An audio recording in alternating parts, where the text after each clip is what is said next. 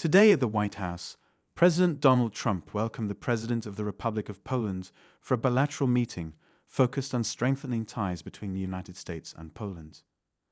The two leaders addressed critical issues including regional security, NATO cooperation, energy independence, and expanding trade relations, underscoring the importance of the U.S.-Poland partnership in Europe and beyond. Rocky with us, Poland. He did a good job with that, right? Gave me a little different pronunciation. I said, I want to get it perfect. Did I get it right? Yeah. Good. Good. No, Rocky. I better get it right. And the president's been amazing. He had an incredible race. He came from behind and he won very handily. The people of Poland have taken to him immediately. They really love him. There's great love and respect. He's a very successful man, but he went into a political hatchet, so to speak. It was a pretty tough race, pretty nasty race, and he beat them all, and he beat them all very easily. And now he's become even more popular as they got to know him and know him better. He's doing a really fantastic job. So it's an honor to. I also endorsed him, so I'm very proud of that. I don't endorse too many people, but I endorsed him, and I was very proud of that, the job he's done. I want to thank Vince Haley for that recommendation. Vince was fantastic, and I appreciate it. And I can tell you who really appreciates it, Poland, because they're very happy with their president. And I just want to say it's an honor to have you. We'll be discussing trade and various other things, the things that you discuss. We'll have a few questions from you, and then we'll get on to a discussion. Then we'll have lunch, and then he goes and he meets with the Pope. And that'll be very exciting. And say hello to the Pope for me. Yeah, okay. I will. Thank you very much for being here. Thank you very much, Mr. President. Thank you very much, and I would like to express my gratitude for your invitation on me after 1 month from my sworn and from celebration for my inauguration. It means that Polish-American relations are very important, very strong. I think that we have so strong relations that we have never had. And it's very important for me. Our relations are based, of course, on the values. Right? Thank you very much for your support, for your endorsement during my very hard campaign. I remember it, and I'm very grateful for your support. It was the fight me against others, so your support was very important. And the support of Polish people, Polish diaspora in the United States of America. We have almost more than 10 million people here, and they voted for Donald Trump. They voted for me. Yeah, and in vast majority they voted also for me. So I would like to say hello to Polish diaspora in the United States of America. Those relations for me, for Poland, for Poles are very important with the United States of America, and they are based on values: independence, sovereignty, democracy. And I think, Mr. President, that those values are epitomized by our current heroes. Yes. Kazimierz Pułaski and Tadeusz Kościuszko. So that's right. Thank you very much, and I hope it will be very fruitful discussion around the energy, around the economy and military service. Yeah. And the flyover was very much in honor of your great pilot who just passed away recently, who was a legend in Poland. You might want to say something about him. Yes, of course, it was a terrific accident in Poland. Thank you for this gesture that F-35 opened our meeting. Major Krakowian was one of the best Polish pilots, well-honed Polish pilots, and he died. He lost 2 children, so it was a great tragedy. He was a legend in Poland, actually, a legend as a pilot. He was an incredible pilot, and I think he went to the Air Force Academy, actually. But he was a fantastic pilot, and it was a big setback. The people of Poland are very, very sad. So we thought we'd do that. That was the single plane that swooped up. And machines, American machines, opened our meeting. It was great. And we are waiting for 32 F-35s in Poland. So it also shows that we have great relations according to the best military equipment on the world, American equipment, which build Polish security too. Well, Poland, we've had a tremendous relationship. I think now it's better than ever because of this relationship. It's a little special because we fought together. But we've always been very good, and we have some wonderful people, as you know. Duda, my friend, he's a good man and still a big fan of yours, very much so. So it's a great honor, and we're going to talk about trade. We'll talk about some other things. We'll take a couple of questions from the media. President Trump, will American soldiers remain in Poland? Okay. Will American soldiers remain in Poland? Yeah, I think so. I mean, do you know something I don't? I don't know. We're very happy. If anything, we'll put more there if they want. But they've long wanted to have a larger presence. We have some countries that have more, not too many, but no, they'll be staying in Poland. We're very much aligned with Poland. Thank you. So, you certainly have that. We saw a dramatic picture where we saw the leaders of Russia and North Korea and China together. The first time the leaders of those three countries have been together to sort of show a solidarity. You said that they're conspiring against the United States. What do you think they're conspiring to do? And given this, is it reason why you should slap or would consider slapping secondary sanctions on Russia if they're conspiring against the U.S. now? Well, I've already done that with regard to India, and we're doing it with regard to other things. And I put out a truth last night. You saw that. And I was the one that brought it up. I said, they're only doing this. They're looking to, when they did what they did, I thought it was a beautiful ceremony. I thought it was very, very impressive. But I understood the reason they were doing it, and they were hoping I was watching, and I was watching. My relationship with all of them is very good. We're going to find out how good it is over the next week or two. I think that we helped China very much, as you know, when they talk about freedom. And I don't believe that, and maybe I'm wrong, I hope I'm wrong, but I don't believe that America, that the United States was acknowledged for helping China to gain its freedom. But perhaps that was just that was a sleight of hand. I mean, I was very surprised. I watched the speech last night. President Xi's a friend of mine, but I thought that the United States should have been mentioned last night during that speech because we helped China very, very much. Do you think they should have invited you, Mr. President? Do you think they should have invited you? You've expressed many times your frustration and disappointment with Putin, but there's no action since you took your office. Don't you worry that? How do you know there's no action? But don't you worry? What actions did you have you taken? I'm with Polish radio. Okay. How do you know there's no action? Would you say that putting secondary sanctions on India, the largest purchaser outside of China, they're almost equal? Would you say there was no action? That cost hundreds of billions of dollars to Russia. You call that no action? And I haven't done phase 2 yet or phase 3. But when you say there's no action, I think you ought to get yourself a new job. Because if you remember, 2 weeks ago, I said, if India buys, India's got big problems, and that's what happened. So don't tell me about that. India is What is your message to Putin? President, right now, there have been survivors of Jeffrey Epstein speaking at a press conference on Capitol Hill. They're calling for these case files, these documents to be released. And Thomas Massey, who is sponsoring discharge positions, you get the House to vote on those documents, says he doesn't believe you're implicated in these files, but many of your friends and donors may be, and he says that's why the Justice Department is redacting them and slow walking the release. Is the Justice Department protecting any friends or donors, sir? So this is a Democrat hoax that never ends.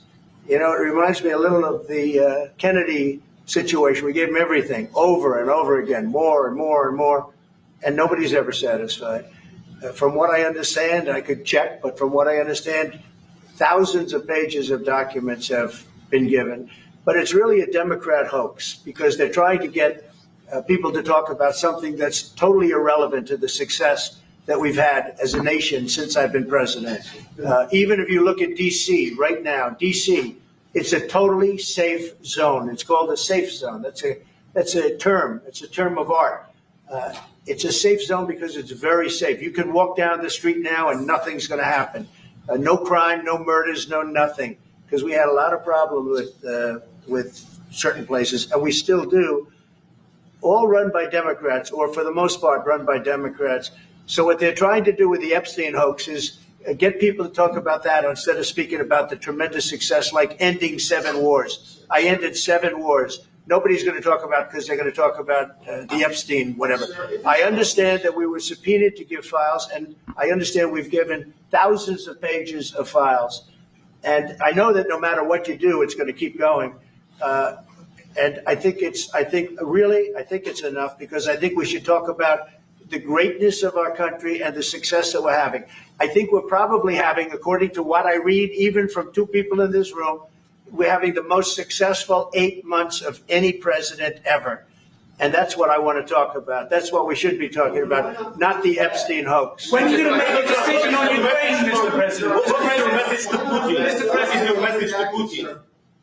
I have no message to President Putin. He knows where I stand, and he'll make a decision one way or the other. Whatever his decision is, we'll either be happy about it or unhappy. And if we're unhappy about it, you'll see things happen. Mr. President, a question on Venezuela. Can you give us a sense of what the U.S. policy, or what you're trying to achieve with the aircraft carriers, or the boats, I should say, in near Venezuela, and also the boat that you mentioned yesterday where 11 people were killed? What was found on that boat, and why were the men killed instead of taken into On the boat, you had massive amounts of drugs. We have tapes of them speaking. There was massive amounts of drugs coming into our country to kill a lot of people. And everybody fully understands that. In fact, you see it. You see the bags of drugs all over the boat. And they were hit. Obviously, they won't be doing it again. And I think a lot of other people won't be doing it again when they watch that tape. They're going to say, let's not do this. We have to protect our country, and we're going to. Venezuela's been a very bad actor. They've been, as you know, they've been sending millions of people into our country, many of them Tren de Aragua, some of the worst gangs, some of the worst people anywhere in the world in terms of gangs. And we had some in Washington, D.C. We took care of them very quickly, but they're out of here. They've gone. But Venezuela's been very bad, both in terms of drugs and sending some of the worst criminals anywhere in the world into our country. They emptied out, you don't know this, but they emptied out their prisons in Venezuela, and they emptied them out into the United States of America. And that's part of the problem we have. We're getting them out. We're getting them out rapidly, but it's caused a tremendous problem. And Pete and all of the people that are working very hard to rectify the stupidity of the Biden administration, allowing these people to pour into our country with open borders. We are paying a big price as a country for the incompetence of the Biden administration. But think of it, opened up prisons, drug dealers, drug lords, everything coming out of Venezuela. They said, and we said, we're not going to put up with it anymore. So Venezuela has been one of the worst actors in the whole group, and we have a group of pretty bad actors. Are you wanting to force Maduro out of power? Go ahead. Yeah, thank you, Mr. President. At the end of this month, the government or the Congress has to pass a budget. Do you think we can avoid a government shutdown? Yeah, I do. I think the Republicans will vote for an extension. We won't have any Democrat votes. We could give the greatest budget ever. Tax cut of 50%, everybody taken care of, perfect for women, perfect for men, perfect for minorities, perfect for everything, and we wouldn't get one vote for the Democrats because they've lost their mind. They are so deranged. They have Trump derangement syndrome, and I don't want to burn the Republican Party with it, but they really are. They've become almost sick. They actually think there is a disease. It's called Trump derangement syndrome. They've got it. No matter what we did, no matter how good, you could give them everything that they've ever dreamed of, and you wouldn't get one vote. These are sick people, and I think we're going to have a tremendous midterm. We just approved the largest tax decrease in the history of our country. We have things, if you think of it, no tax on tips, no tax on Social Security for our seniors, no tax on overtime. Deductions when you buy a car and you borrow money to buy a car. First time they've ever seen anything like this. Middle-income people get deductions. You get a deduction when you buy a car. Nobody's ever seen. And by the way, they're selling cars like crazy. Cars are pouring back because of the fact that we have tariffs. Cars are pouring back into our car plants are pouring back into our nation. They're coming from all over the world. They're coming back. We lost about 54% of automobile manufacturing over a 30-year period, 35-year period. They're all coming back. I think they're coming back higher than ever before. We have AI going up. What we've done is amazing, and what we've passed is amazing. But the Democrats, I don't believe, will get one vote. It's very anti-crime. We want anti-crime. They're in favor of crime. we're against crime. You know, they gave us things like men playing in women's sports, open borders for everybody, transgender for everybody. I mean, they wanted transgender for all of the crazy things that they were saying. And, you know, people would say they're 80-20 issues. I say they were 97-3. I always say 97-3, and nobody knows who the three are. This is the best issue of all. They are against preventing crime. They are fighting us. I want to go into Chicago, and I have this incompetent governor that doesn't want us. Do you know that this weekend 72 people were shot in Chicago? I'm embarrassed to say it in front of the president of Poland. 11 people were killed. 72 people were shot. Last week, 7 people were killed in Chicago, a place which is probably your number one place. I hate to say it. Yeah, a lot of Poles in Chicago. And we got to keep it safe. But 7 people were killed. The week before that, 5 people were killed and 21 people were shot. This is in 3 weeks. So in 3 weeks, they lost almost 35 people were killed. It could have been stopped. If you look at Washington, D.C., 3 weeks ago, it was the same or worse. And now it's considered a totally safe zone. Restaurants are open. They're bustling. Restaurants, you have to see, restaurants were dying. Nobody wanted to go out. They didn't want to be attacked. They didn't want to be mugged. They didn't want to be attacked even in the restaurant. And you take a look at what's happened. Friends of mine that haven't gone to a restaurant in 4 years, one of them went out 5 times in the last 2 weeks to a restaurant with his family. They feel totally safe. Washington, D.C. is a totally safe city. You're not reporting any crime because there is none. They said crime is down 87%. And I said, no, it's not. It's down 100%. We have a great thing going. I could do that with Chicago. We could do that with New York. We could do it with Los Angeles. So we're making a determination now. Do we go to Chicago or do we go to a place like New Orleans where we have a great governor, Jeff Landry, who wants us to come in and straighten out a very nice section of this country that's become quite tough, quite bad. So we're going to be going to maybe Louisiana, and you have New Orleans, which has a crime problem. We'll straighten that out in about 2 weeks. It'll take us 2 weeks, easier than D.C. But we could straighten out Chicago. All they have to do is ask us to go into Chicago if we don't have the support of some of these politicians. But I'll tell you who is supporting us, the people of Chicago. And I sort of want them to let it be known. They have incompetent people. A guy like Gavin Newsom, he's the governor of a state that if we didn't go into Los Angeles with our soldiers, with our National Guard, you wouldn't even be having the Olympics there. They were going to take it. And remember this, your top law enforcement officer in Los Angeles said, there's no way we could have done this without President Trump coming in with the troops. We saved Los Angeles and we saved the Olympics. Thank you very much. Question for President Thank you. Mr. President, in regards to Gavin Newsom, would you be open to a congressional investigation in regards to the specific Palisades fire where it killed 12 seniors to see whether there's any negligence on Gavin Newsom or Karen Bass in regards to those deaths? Well, hey, there's negligence on not getting people permits. That is negligent. We got all of the federal permits. Lee Zeldin, the federal permits are much more difficult. They were all gotten within 30 days. People could go build their houses. It's going to be years before they are allowed to build their house. And Karen Bass is grossly incompetent. And Newsom, this is a very incompetent guy. I watched him with the hands. I'm saying, what's going on with the hands? There's something wrong with him. You watch him. There's something wrong with this guy. But more importantly, he didn't allow the water to come from the Pacific Northwest. You know, they have tremendous amounts of water in California. People don't know. They send the water out to the Pacific Ocean. So I demanded it be open. If that were open during the fire, before the fire, you wouldn't have had the fire because all the sprinklers would have worked in the houses.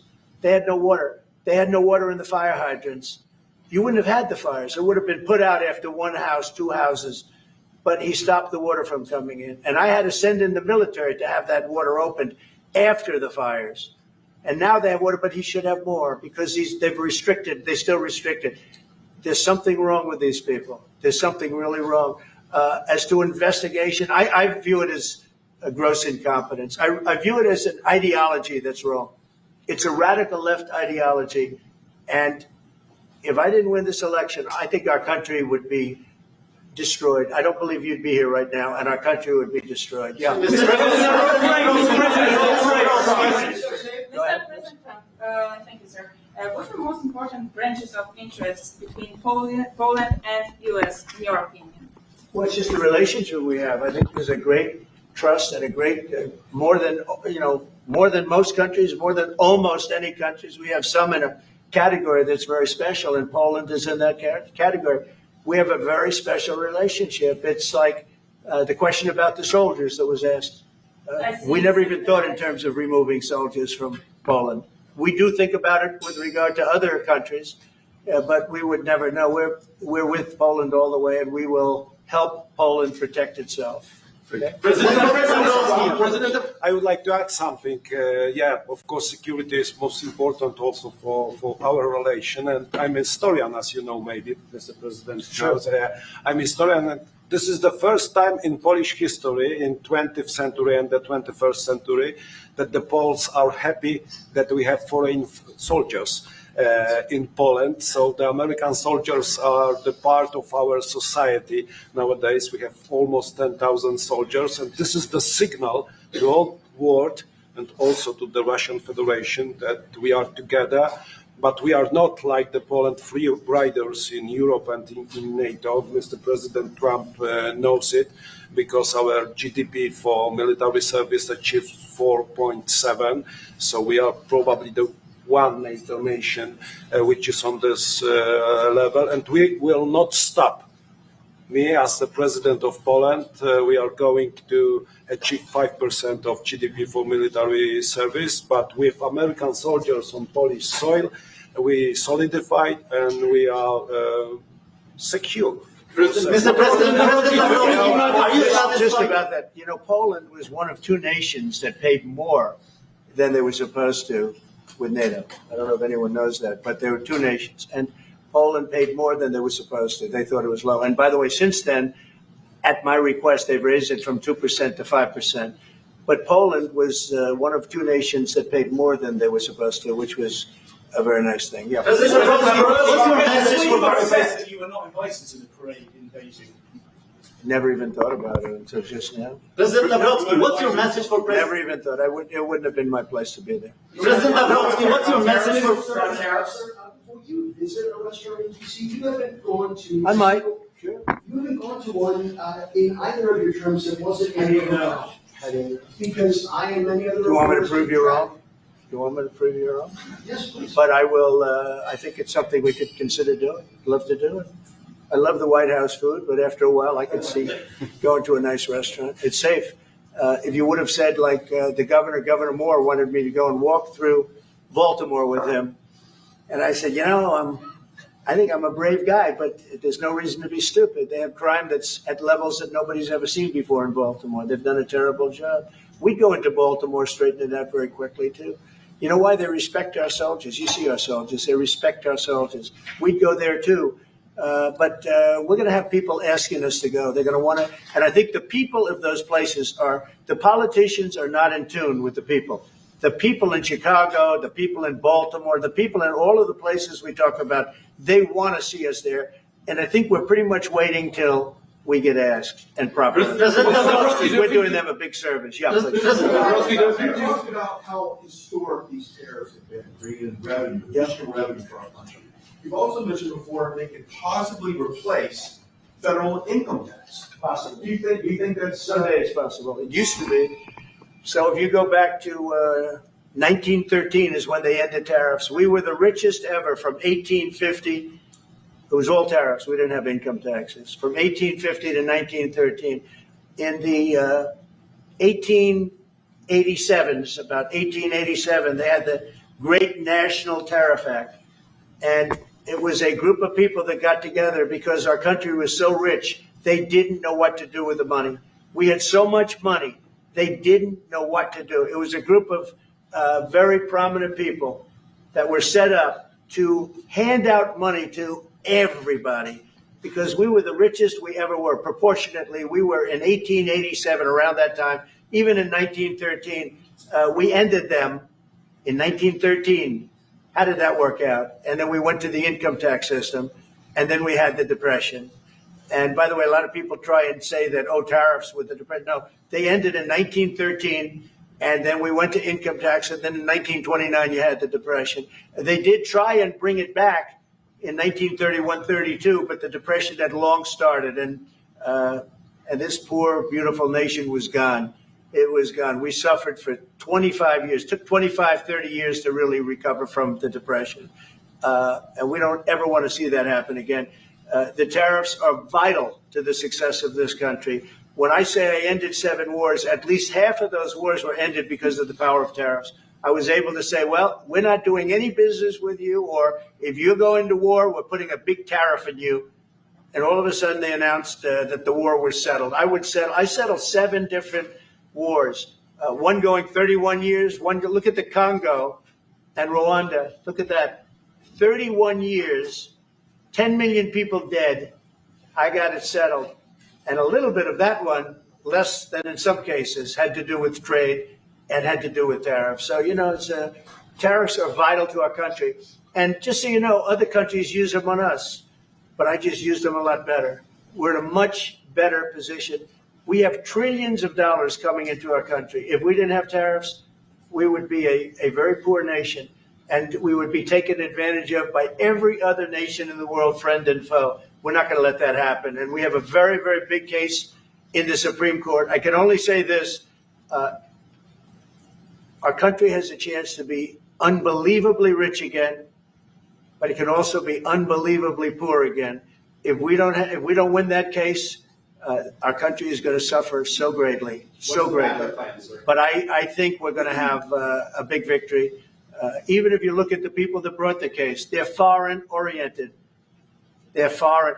Countries have taken advantage of the United States for so many years. And I started with China. Last term, I took in hundreds of billions of dollars in tariffs from China. But when COVID came, the last thing I was going to do is we're going to tariff France and Italy and, others, Spain, when they were doing so badly. But now we made a deal with the European Union where they're paying us almost $1 trillion, and they're happy to do it. You know what? They're happy. It's done. These deals are all done.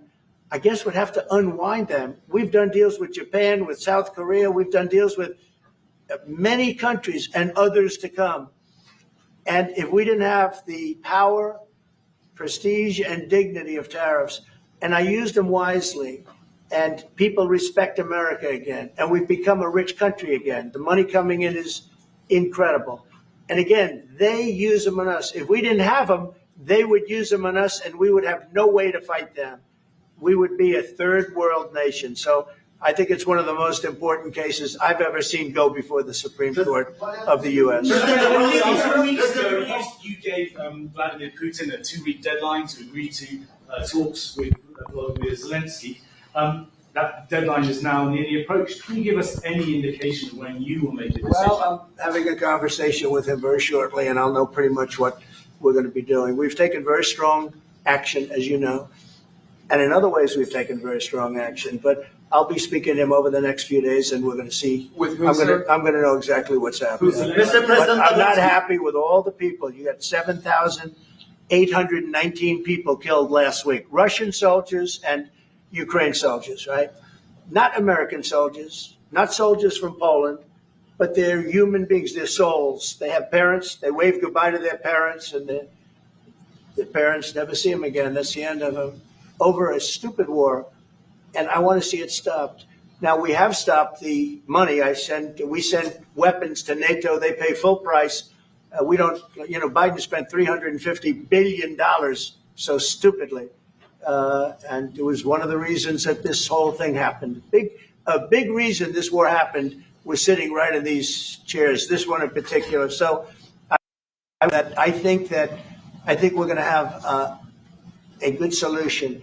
But they're losing soldiers at levels that nobody has seen since the Second World War. This is the worst conflict, and it's just going on and on. It's one's defense, one's offense. The offense moves a little bit, just a little bit. You take a look. They move inches.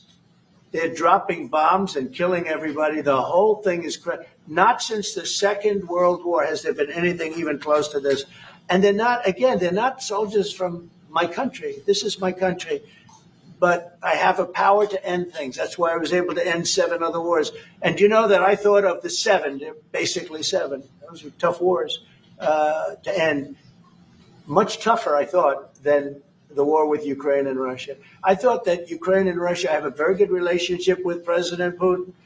I thought that would be much easier. I thought that would be in the middle of the pack, maybe one of the easiest. Sometimes you never know with war. You know, war is a very interesting thing. You never know with war. War is complex and dangerous, and what a mess, what a bloody mess. It's going to get done one way or the other. But they have to stop killing all of these souls. They're souls, and we have to stop killing. Thank you very much.